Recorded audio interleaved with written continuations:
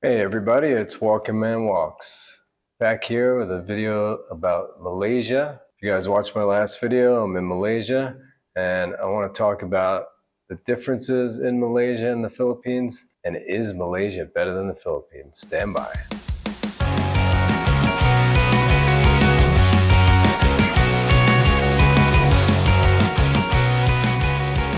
Okay, so I've been doing a little research. I'm going to start this video with some data and information about the Philippines and Malaysia, just for comparison, and this is all economics. So Malaysia is the 45th most populous country in the world, with about 32 million people, with an area of about 330 kilometers.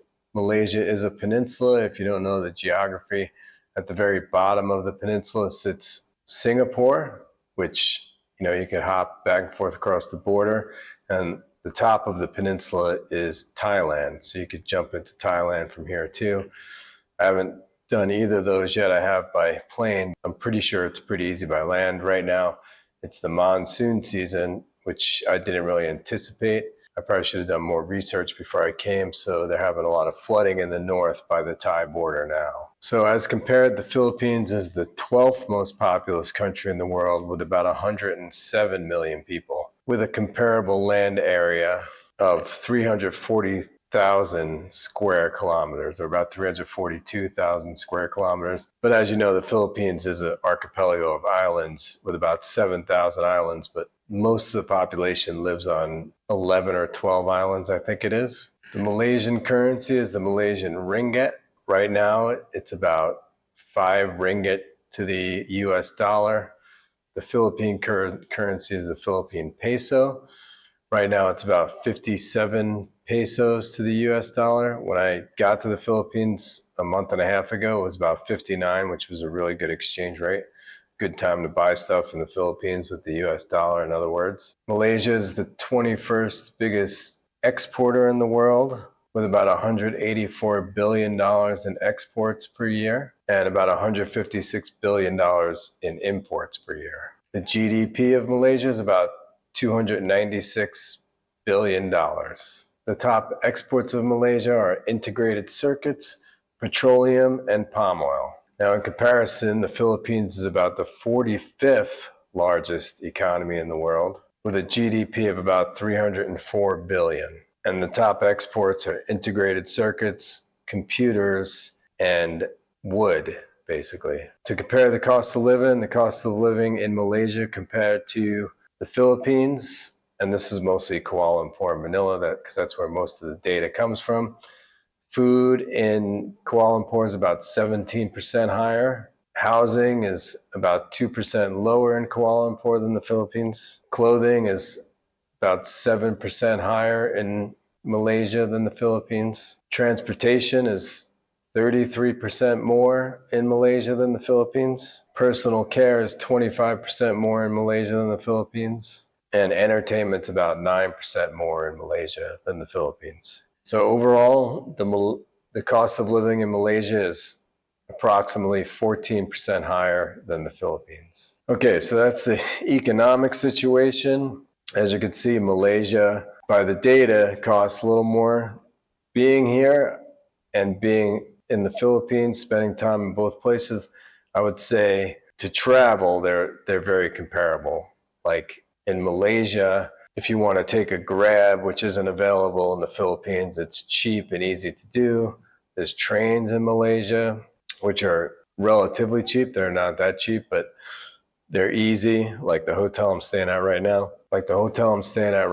You can get a train right outside up to the Batu caves. We're going to do that tomorrow. That's a temple, and there's this staircase. I don't really know what it's all about, but I'll make a video about that tomorrow. Like I said, Grab is really easy, and then you can rent a scooter here, just like in the Philippines. It's comparable in price and easy to do. One difference that's definitely different here in Malaysia is food. For one, there's less pork available. I don't really eat that much pork, but there's almost no pork because of the Muslim culture. You don't see much pork. And there's many more vegetarian restaurants. Indian vegetarian restaurants is mostly what I see. And there's just a lot more variety of food here than the Philippines. And the spicy food here, like the chicken biryani and stuff like that, is very spicy. There's almost no spicy food in the Philippines. It's like savory. Like I said, they eat a ton of pork, and there's just less of a variety. Most of the places in the Philippines, you could really only get Filipino food or like fast food like McDonald's or Jollibee, which is like their version of McDonald's. It's just garbage food that you really don't want to eat consistently. Another thing about Malaysia is, like, as far as tourism goes, the beaches are much less accessible here. There's a couple islands that have really good beaches. I haven't been to them yet. That's part of the mistake I made coming here during the monsoon season, which is November to March. I believe it's November to March. The monsoon season, it's hard to get a boat out to the islands. Most of the cabins for rent and the condos and the hotels on the islands just shut down because it is monsoon season. The seas pick up. That's why it's hard to get a boat. Most of those you can only get a boat to. You can fly to some of the islands, but most everything's closed down on the island, so I don't know how worth it is to go. The diving is also bad because the seas get muddied up from the rough waters, and you can't see anything if you go diving. There is one plus to the monsoon season: the surf really picks up. So if you're a surfer, that might be a good time, a time you want to go out to Tiaman Islands or some of the islands out on the east coast. You also have the island of Borneo, which I haven't been to yet. I really want to go to, where the wildlife is just amazing. I'm sure you've seen on Discovery Channel, Borneo, the orangutans, the probus monkeys with the big noses, Malaysian bears and stuff like that. We might do that, I'm not sure, but that's one thing that, it's probably harder to do. You have to fly over there. In the Philippines, you have to fly everywhere, but just because it's all islands, or take ferries. But here, most places on the peninsula you get to by train, Grab, or you can rent a car here pretty cheap too. $20 to $30 a day to rent a car. I mean, I priced one at $250 for a couple of weeks, I think it was, 14 days. If you're willing to drive on the opposite side of the road, it's British style here, where you sit on the opposite side of the car and you drive on the opposite side of the road. If you're willing to do that, which isn't that bad, you could rent a car here.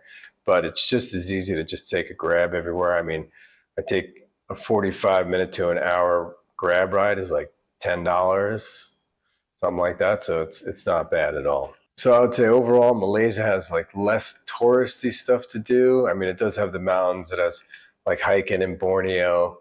Most tourists don't want to do that. That's something that I'm attracted to, but most tourists don't want to hike in the sweaty jungle, go wildlife viewing, in a basically uninhabited island of Borneo. And then the ease of travel in Malaysia is just, it's just easier to get around.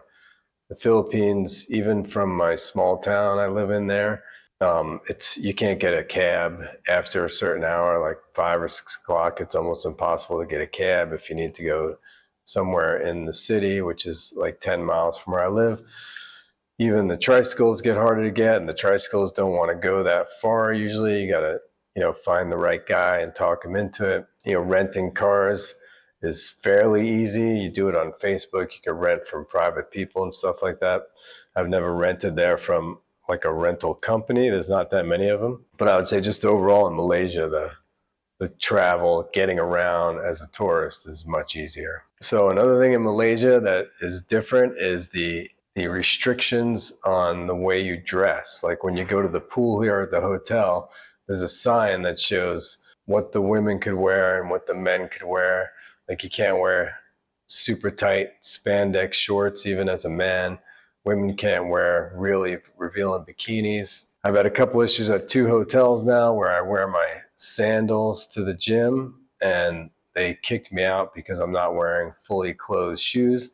Where like in the Philippines and Thailand, you could go to the gym in your flip-flops, or they call them slippers here. Nobody cares in the hotels or the pay-for gyms, whatever. I did go out and buy some shoes. It's, you could buy a pair of Nike knockoffs here for, $10 or $20. So that's what I did. I did go to the Foot Locker in the mall, and to get a pair of Nikes at the Foot Locker here is more like $150, I guess, because they're imported, and I don't really need shoes. I have plenty of shoes at home and even in the Philippines. So I just got a pair of knockoffs to wear at the gym while I'm here. In fact, here they are.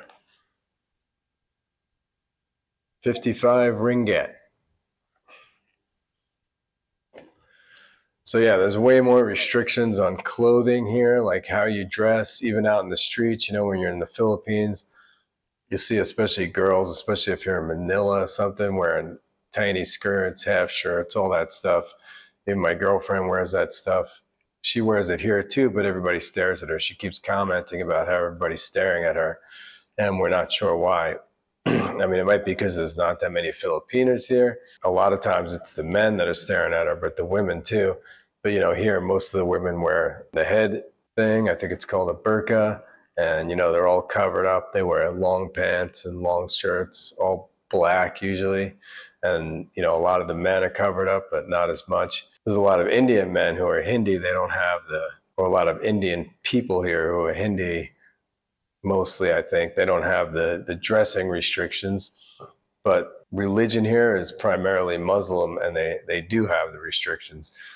So it's a little weird like that, that what you could wear and what you can't wear in the pool. That's definitely a difference of the Philippines. The Philippines are conservative. If you're in the province and you go to the pool, a lot of the girls will be wearing like a shirt and not a bikini and stuff like that. But if you go to any of the islands or anything, tourist beaches or any beaches, there's plenty of girls in bikinis, and guys wear whatever they want.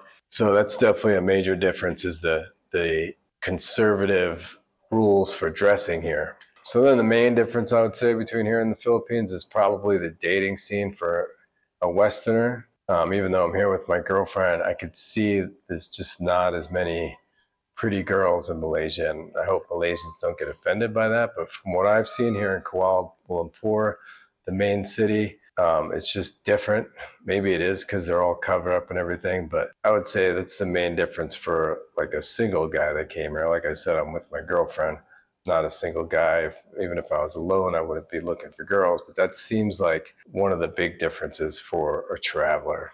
And I know travelers who watch my channel are a lot of single guys who are coming to the Philippines to meet girls and that kind of thing. So it's not going to be the same experience in Malaysia. So is Malaysia better than the Philippines? Overall, I would say probably not.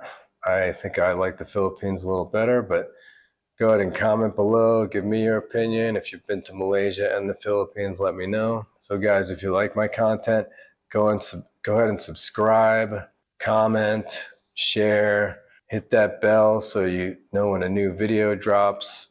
Like, and if you want to help out the channel, go ahead and buy me a coffee. That link is in the description down below, and I'll see you on the next video.